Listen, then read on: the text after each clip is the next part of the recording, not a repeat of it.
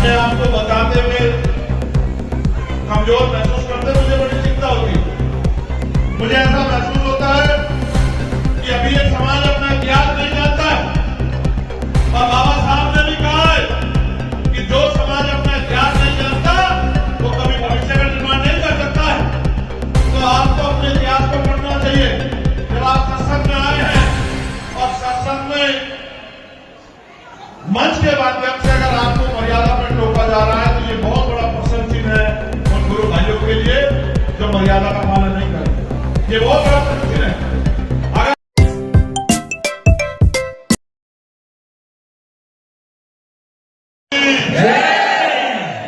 सदगुरु ज्ञान भिक्षुदास महाराज की, अखंड ज्योति सदगुरु समनदास महाराज की, आज के महान सत्संग की, सभी संतों गुरुओं की,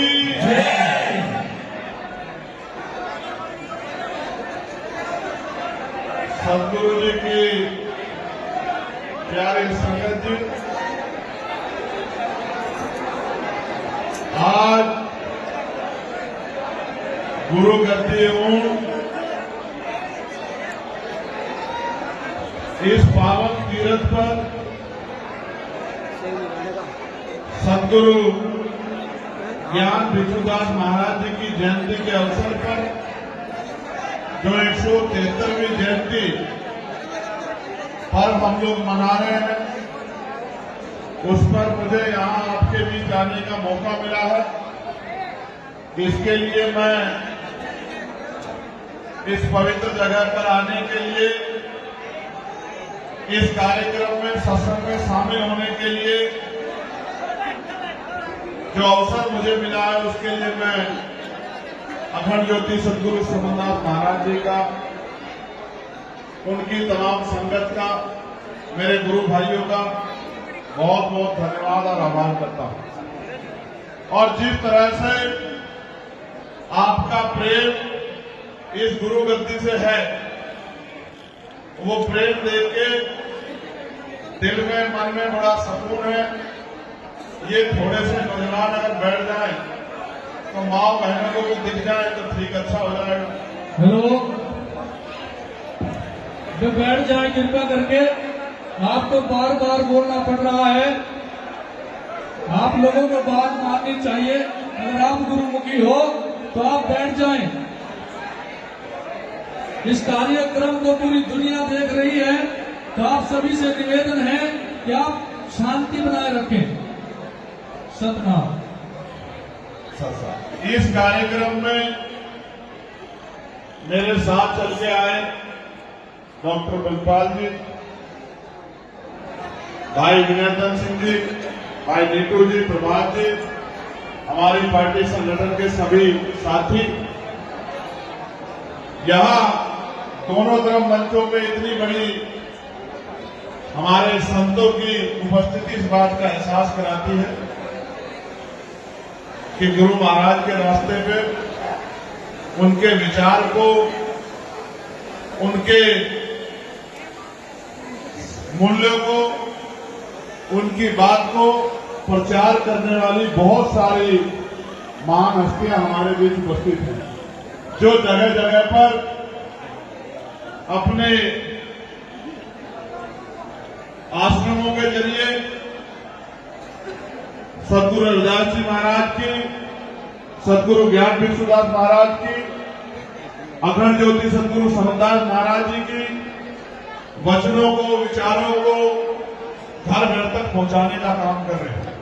और यहां इस गुरु गद्दी पे आचार्य कंवरपाल ब्रह्मचारी जी, जिन्होंने संकल्प लिया है समाज को सही रास्ते पे ले जाने का, मैं उनका भी आभार प्रकट करता हूं, क्योंकि मैं यहां पहली बार आया हूं और इतनी संगत देख के मेरे मन में ये उत्साह और विश्वास हो गया है कि गुरुजी का सपना वो दिन ज्यादा दूर नहीं जब गुरुजी का सपना पूरा होगा और इस देश में बेगमपुरा राज आएगा।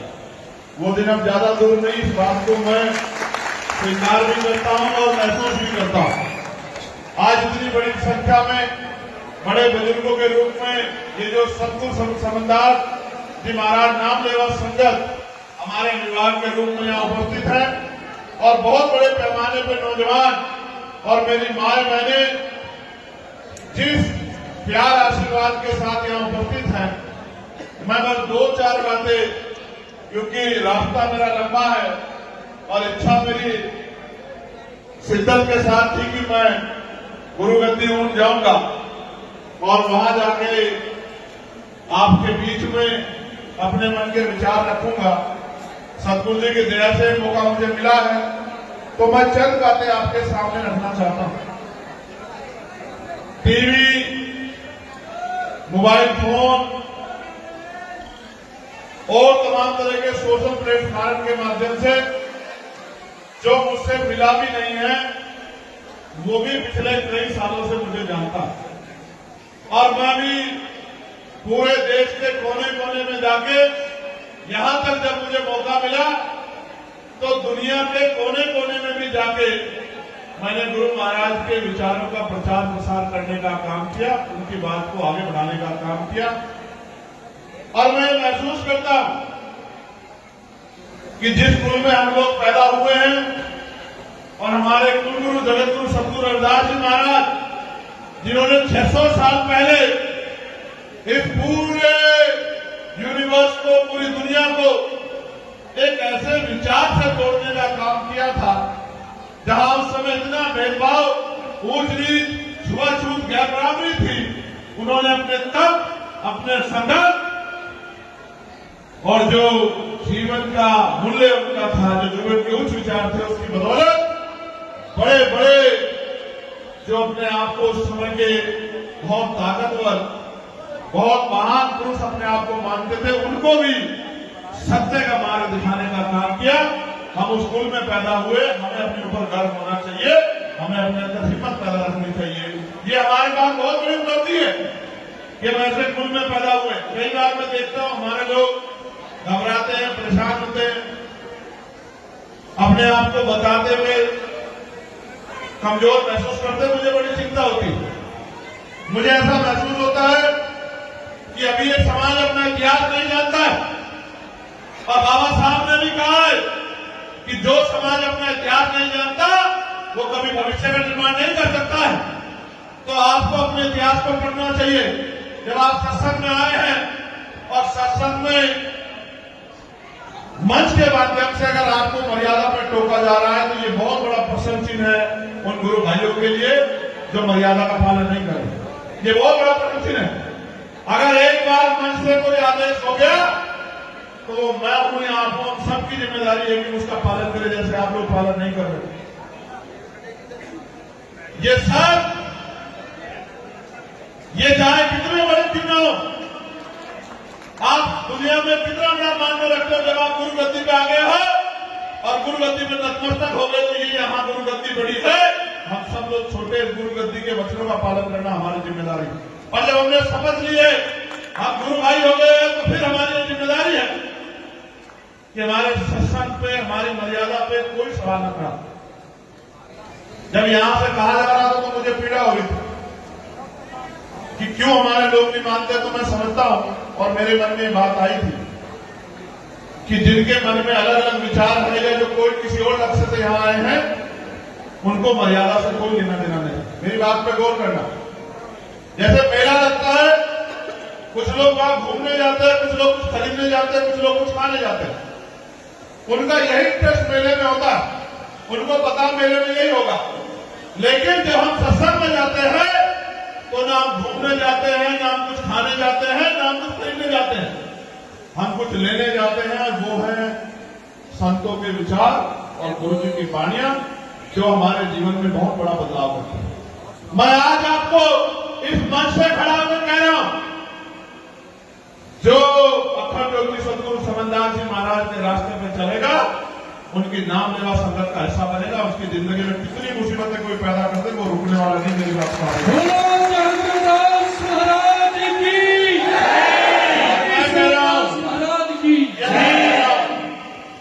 ये मैं कह रहा हूं।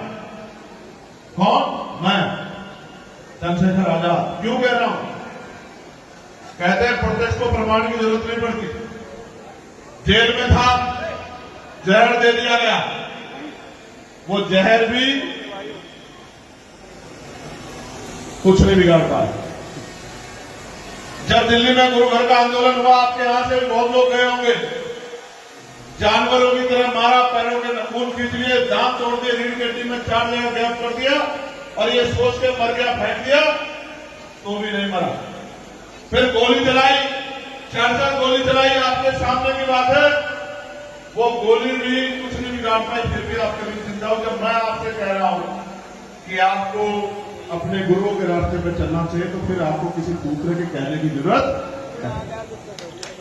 मैं नौजवानों को भी कह रहा हूं, वो बुराइयों को त्यागे, वो गुरुओं के रास्ते पर चले, शपथ ले और बुरे कामों को त्याग के, उनको बुराई को यही छोड़ के और सही रास्ते पर लग जाए। वो दिन दूर नहीं है जिस दिन आप लोग, क्योंकि मैं आपकी क्षमता को जानता हूं, आपकी मेहनत को जानता हूं, आप वो हो जो 20-20 घंटे भूखे रहते भी मिशन का काम करते हो, मैं जानता हूं। और बहुत सुविधाएं मिलती है हमारे संतों को, मैं आपको दिल से बता रहा हूं। हालांकि हमारा कोई संत परेशान होता नहीं, क्योंकि वो गुरु जी के रास्ते पे, गुरु महाराज अपने आप उनकी रक्षा करते हैं, अपने आप व्यवस्था करते हैं। लेकिन समाज की जिम्मेदारी है कि जो संत अपने परिवार को छोड़ के, अपने और तमाम तरह सुख सुविधाओं को छोड़ के और समाज को गुरुओं के रास्ते पर दिखाने के लिए निकला है, उस संत की रक्षा, सुरक्षा, उसकी व्यवस्था करना समाज की जिम्मेदारी है। कई बार पीड़ा होती है, हम लोग ऐसी जगह भी जाते हैं जहां हमारा अपमान होता है, जहां हमें बेइज्जत किया जाता है, फिर हम बेइज्जत होकर भी वहां जाना पसंद करते हैं। इस बारे में मैं सोचता हूं कि हमसे अच्छे तो जानवर है। अगर जानवर को भी कहीं से बेइज्जत किया जाए, उसके साथ अपमानजनक रवैया किया जाए, वो जानवर भी उधर की तरफ नहीं जाता।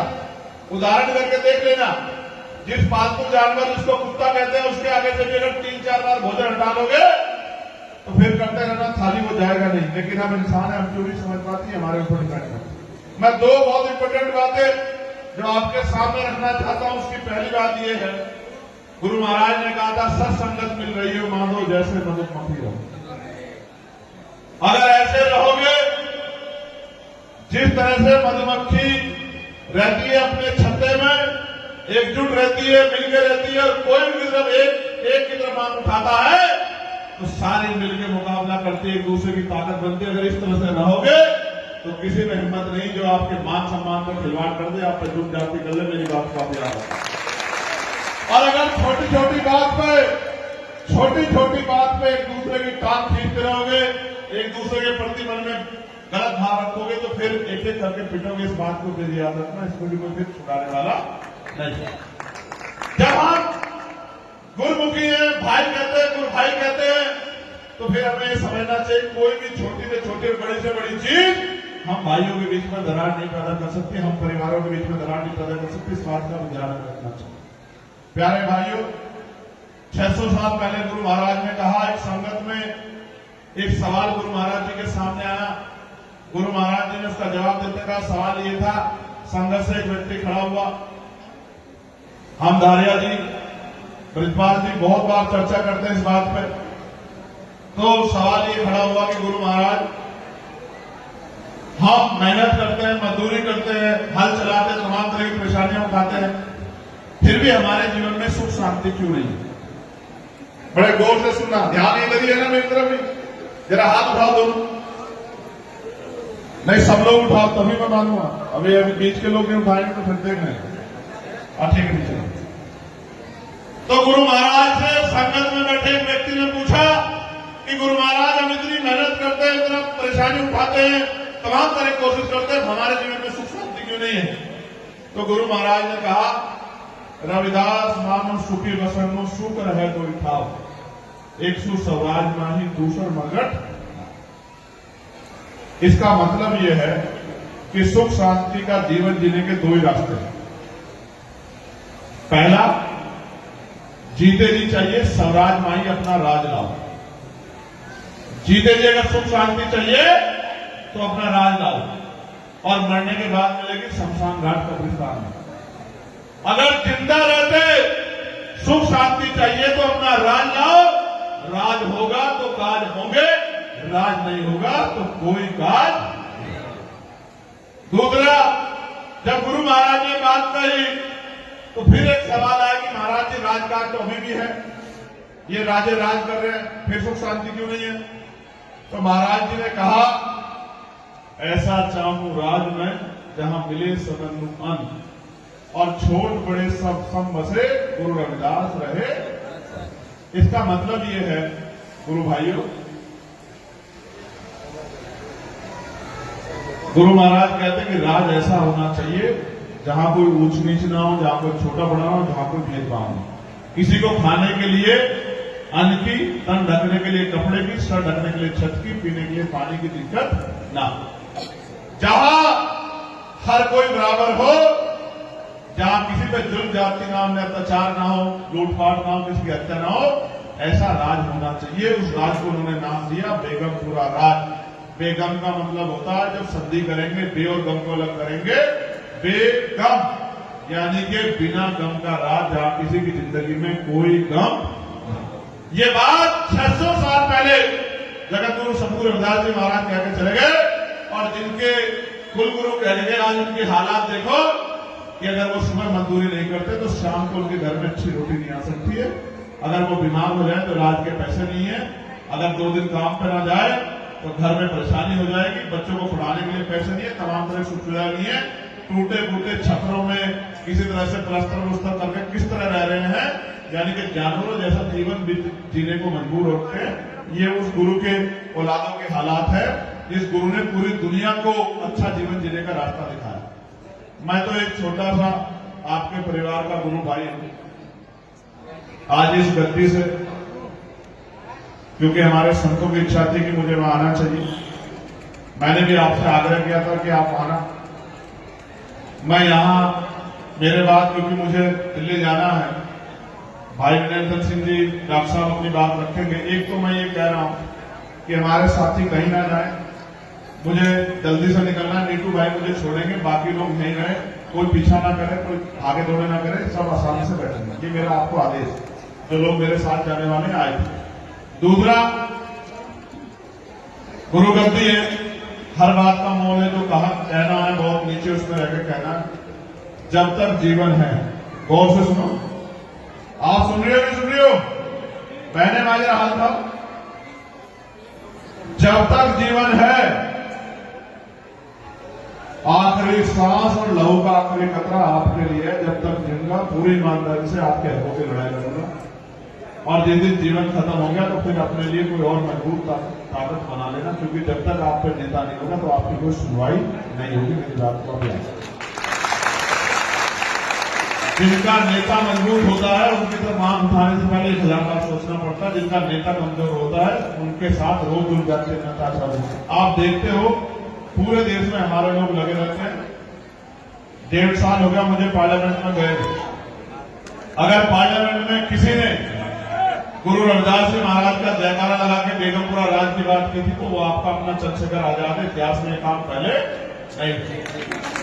इस बार गुरु महाराज जी की जयंती में पूरी पार्लियामेंट से लड़ गया आपका चंद्रशेखर आजाद कि जब सभी धर्मों के धार्मिक महापुरुषों की जयंती में छुट्टी होती है तो जगत गुरु सतगुरु रविदास जी महाराज की जयंती में छुट्टी होगी, वरना पार्लियामेंट चलने नहीं दी जाएगी। पूरी सरकार से लड़ गया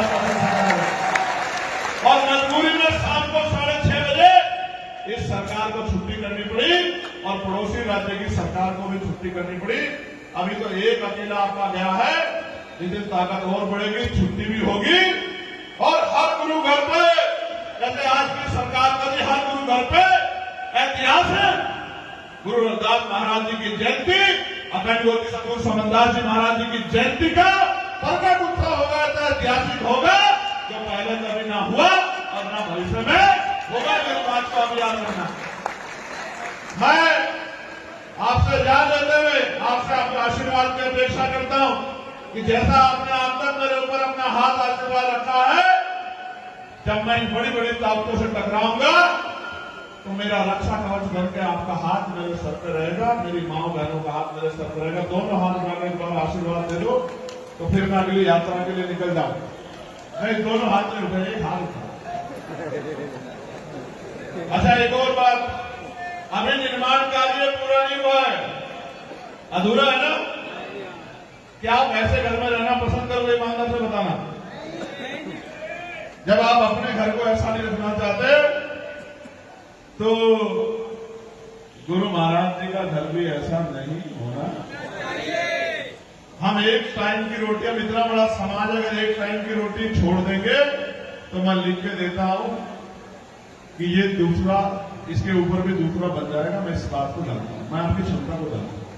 समझे नहीं समझे भाई? एक टाइम भूखे रह सकते नहीं रहते गुरु महाराज के नाम पे? जरा भूखे रहने के नाम पे डर लग रहा है तुम लोगों को?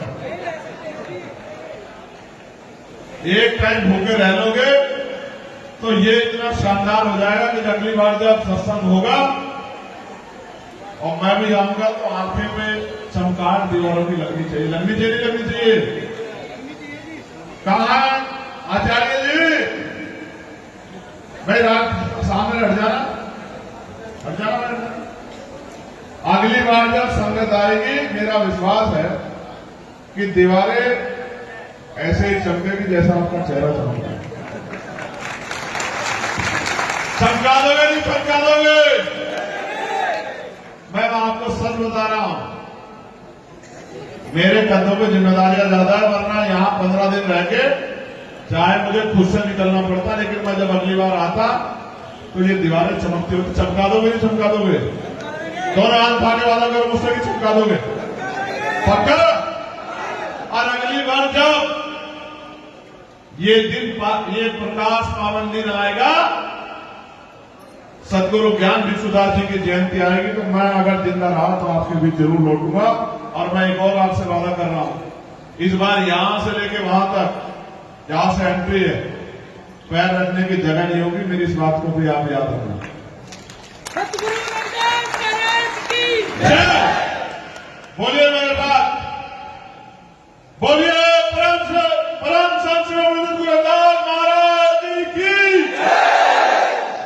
सदगुरु ज्ञान भिक्षुदास महाराज जी की, अखंड ज्योति सदगुरु समनदास महाराज जी की, आज के महान सत्संग की, सभी संतों गुरुओं की, पूरी संगत की, मां बहनों की, बड़े बुजुर्गों की, नौजवानों की, सबकी जय हो। और आपका आशीर्वाद बना, दोनों हाथ लगा आशीर्वाद दो, विजय दो।